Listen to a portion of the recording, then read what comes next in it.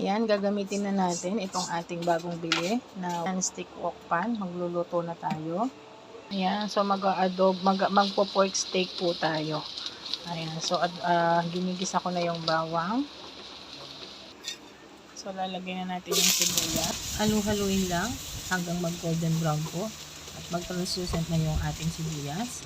And then tsaka na natin ilalagay yung ating pork. Lagyan ng konting asin at hayaan lang po yung maluto ng ilang minuto. At low heat tayo guys ha.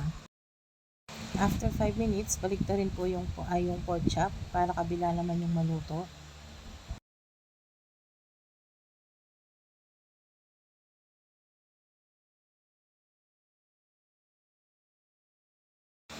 Takpan at hayaan lang yan ng kumulo ng mga 5 to 10 minutes ulit. After ilang minutes, lumambot na. So, nakalimutan ko, may ginagawa pala ako. So, ilalagay na po natin yung ating sauce. Yan, it's a combination po siya ng suka, ng tubig, at saka ng toyo. Then, lagay lang tayo ng paminta.